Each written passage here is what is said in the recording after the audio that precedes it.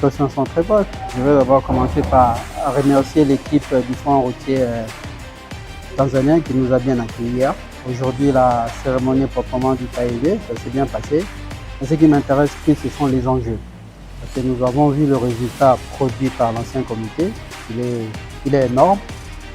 La barre a été placée très haut. Donc à nous de maintenir ce cap pour arriver à mettre vraiment la ferrage sur une orbite continentale. Voilà, heureusement que l'ancien président Robert Moussa est encore avec nous dans le comité, donc on apprendra de lui. Et je pense que les nouveaux membres qui arrivent apporteront leur dynamique.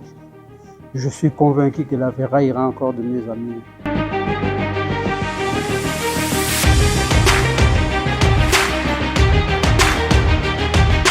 Oui, je pense que le fait que les collègues m'ont fait confiance à ce poste dénote un peu de ma contribution à la FERA depuis ma première participation à Maputo. Vous le savez, je suis de base financier.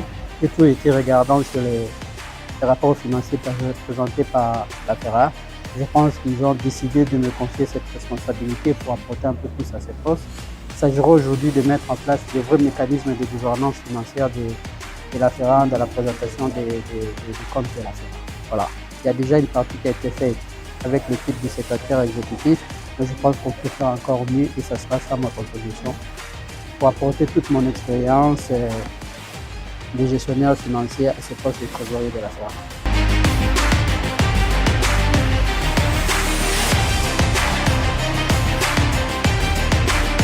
Oui, c'est vrai ce que vous dites. On a fait de grandes choses pour la République démocratique du Congo. On a fait des réformes importantes. Aujourd'hui, nous avons des résultats.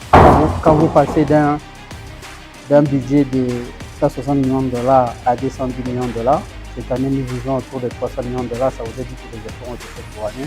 Et c'est ça même l'intérêt de la FERA. Nous sommes là pour partager les expériences. Ce que nous, on a fait, on a aussi écouté ce que les autres ont fait dans leur pays. Aujourd'hui, nous apportons cette contribution. Les autres aussi vont écouter, vont suivre ce que nous avons fait. C'est comme ça, c'est avec ces échanges que nos différents fonds croissent dans leurs différents pays. Et nous pensons qu'aujourd'hui, la RDC, par tout ce qu'il a fait, et même par les réformes que nous continuons à mener, nous pensons que nous pouvons aider les autres fonds à s'inspirer de ce que nous avons fait, comme nous aussi nous inspirons de ce que les autres ont fait.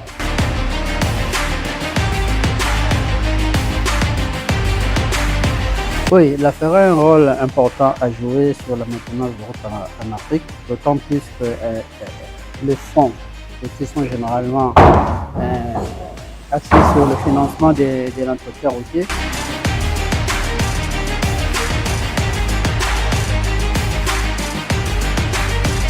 Aujourd'hui, avec le travail qui a été fait par l'ancien comité, nous sommes en train de discuter avec des partenaires techniques et financiers qui peuvent apporter leur contribution dans la question. Vous savez, par exemple, je vais citer le cas de notre pays.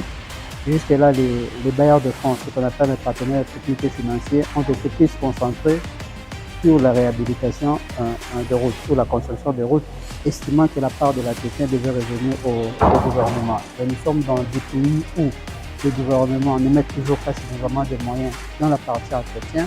Donc, dans notre cas, par exemple, ça devient un sacrifice. Vous devez entretenir, mais vous n'avez pas les routes en bon état pour être entretenu, donc vous devez encore les réhabiliter. Ce qui fait qu'aujourd'hui, les ressources pour l'entretien, il n'y en a plus beaucoup.